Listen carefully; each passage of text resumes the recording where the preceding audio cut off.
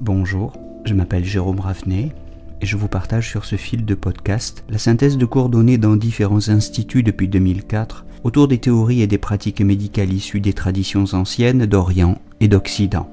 Bienvenue sur Énergie Tradition Santé à tous ceux qui nous écoutent avec discernement.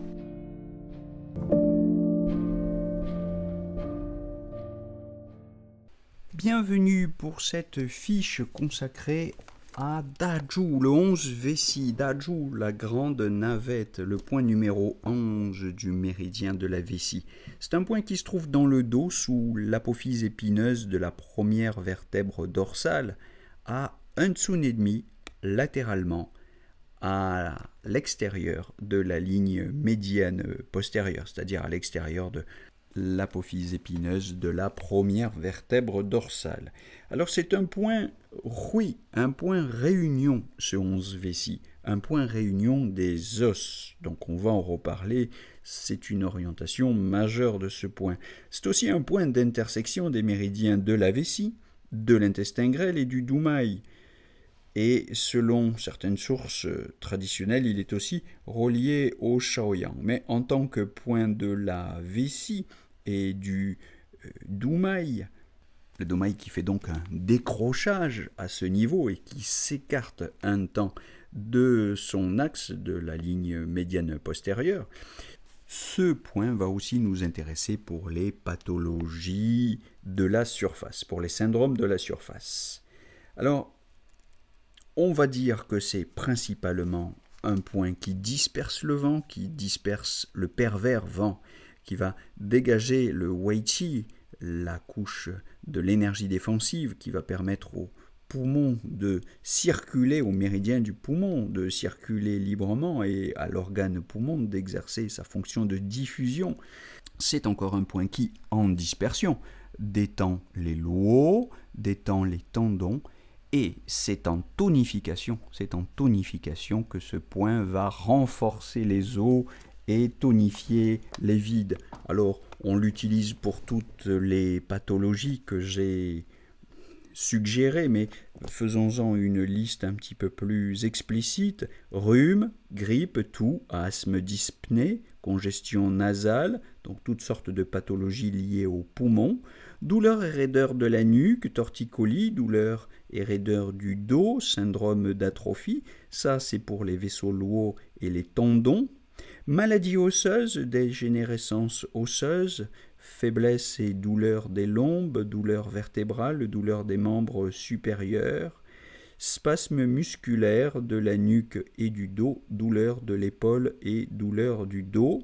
C'est cependant un point qu'on va généralement combiner. Alors on va le combiner à des points tels que le 7 poumons, le 12 vessie, le 13 vessie, pour toutes les pathologies liées aux poumons.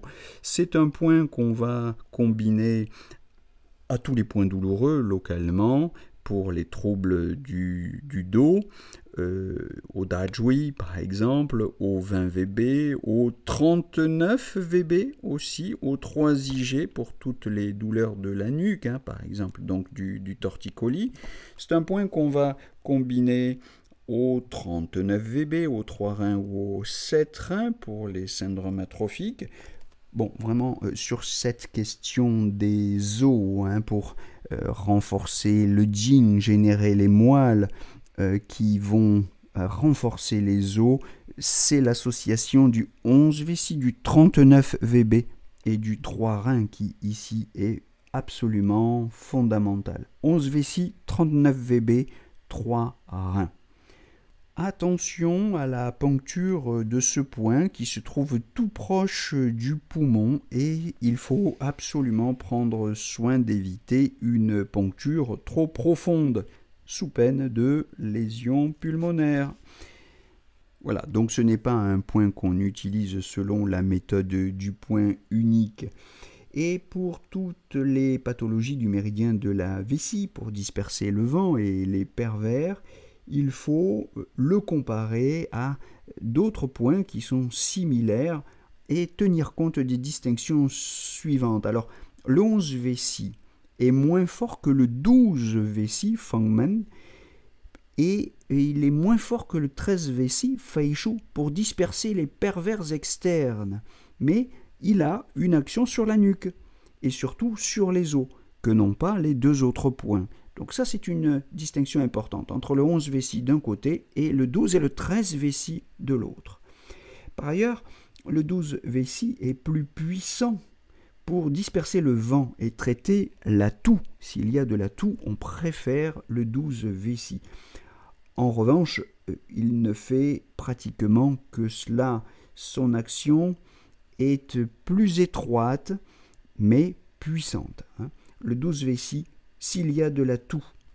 Par contre, le 13 vessie sera plus intéressant si on veut avoir une action sur le chi et sur le yin du poumon. Une action que n'auront ni le 12 ni le 11 vessie.